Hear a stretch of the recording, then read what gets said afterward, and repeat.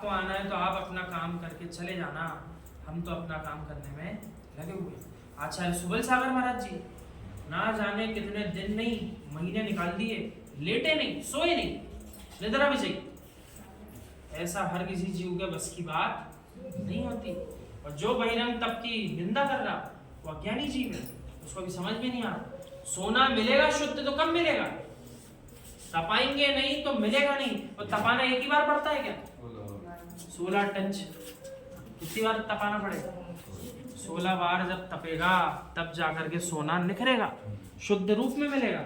जब तक जीव पकाएगा ही नहीं उसको, तब तक आत्मा कर्मों से निर्जरित हो कैसे पाए?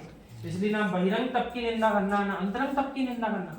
स्वाध्याय कर रहा है कोई जीव, आपने उसकी निंदा कर दी, क्या समय बर्बाद कर रहा है अपना? इसके स्थान पर तो द्रव्य कमा सकते थे, घूम कर आ सकते थे, आपने उसके अंतरंग तप की निंदा कर दी। उसने तो अपने लिए समय निकाला था।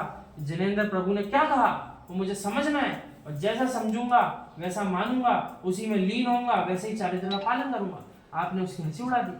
वो क्या पता वो कमजोर था, अभी सम्यक दृष्टि नहीं था, उसने आपकी हंसी को देख करके जनवाणी सुनना ही बंद कर दी। तो कौन करे? अब जीवों को क्या लगता है, अरे अभी छोटी आयु है, अभी सुन के क्या करेंगे? ऐसा जगत बोलता है कि नहीं बोलता है? धर्म कर्म करना बोले कब का काम है? जब बुढ़ापा आएगा जब करेंगे, अभी थोड़ी ना समय आया करने का। तो बुढ़ापा किस किस ने अपना देखा कि आया?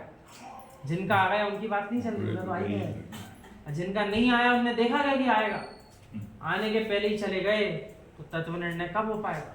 इसलिए आगम में लिखा है, समय सारजी में आचार्य भगवान कुंद कुंद स्वामी जी कह रहे, जिस जीव ने भेद विज्ञान कर लिया वे सब तिर गए, और जितने जीव संसार में भटक रहे भेद विज्ञान के अभाव में भटक रहे हैं।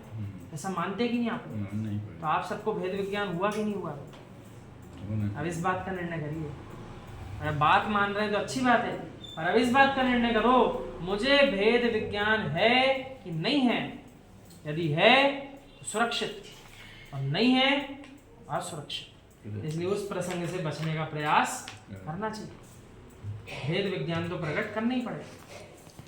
यही एकत्व विभक्त का स्वरूप है। मात्र दिगंबर मुनि इसलिए बनना पड़ता है, जो ऐसे तत्व में लीन है उसके प्रति सम्मान सहज उत्पन्न होता है। हाथ जुड़ जाते हैं, भो स्वामी नमोस्तु।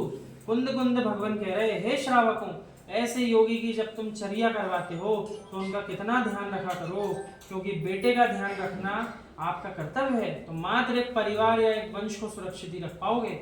एक वंश का दीप होता है एक बेटा। यदि एक निर्ग्रंथ योगी को सुरक्षित रख लिया, संपूर्ण जिन शासन का दीप है वो मुनि, वो जिन शासन को उज्जवल करेगा। क्या करेगा? मात्र एक घर की शोभा नहीं बढ़ाएगा, पूरे जिन शासन की शोभा बढ़ाएगा। एक मुनिराज, एक मुनि का जीव, एक मुनि श्रेष्ठ हो गया तो पूरे विश्व में ब्रह्मांड में जिन शासन जयवंत होता है। पूरी समाज मुस्कुराती है, मुनि संग मुस्कुराते हैं।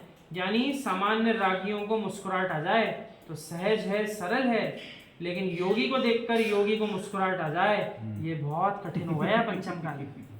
कितनी सुंदर बात। एक बार फिर भी श्रावक को देख के खुश हो जाता है, लेकिन वर्तमान काल के लिए आचार्य श्री कह रहे, एक योगी को देख करके दूसरा योगी मुस्कुरा दे, आनंद आ जाए, ये दुर्लभ कार्य हुआ है। निर्ग्रंथ को देखकर, वीतरागी श्रमण को देखकर निर्ग्रंथ को भी आनंद आता है। तो निर्ग्रंथ कब कहलाएंगे? जब दूसरे निर्ग्रंथ को देखकर उनको आनंद आए। और दूसरे निर्ग्रंथ को देख करके आनंद नहीं आ रहा, कषाय आ गई, तो आप किस बात के निर्ग्रंथ? बोलना कठिन है ये, लेकिन मानना पड़ेगा, ऐसा होता है। आचार्य भगवान कुंद कुंद स्वामी जी कह रहे हैं, हे योगी, आप तो साधना में लीन रहो। जिनको देह से भी ममत्व समाप्त हो चुका, ऐसे निर्ग्रंथों के प्रति हे श्रावकों, तुम उनकी माँ हो, क्योंकि इन्होंने ही तो बुद्धिपूर्वक जन्म देने वाली माँ को भी छोड़ दिया। अब ये किसके सहारे हैं? आपके सबके ही तो सहारे हैं। तो कैसे पालन करेंगी आप इनका? अपने बेटे के समान पालन करना है। कैसा पालन करना है? क्यों? इनने तो अपनी माँ तक को छोड़ दिया, अब इनका कौन है जगत में? अपन ही है इनके। यानी इनकी चर्या कराना, विहार कराना, ये अपना सबका कर्तव्य बनता है। इसलिए उनका ध्यान बड़ी बुद्धिपूर्वक रखा जाता है।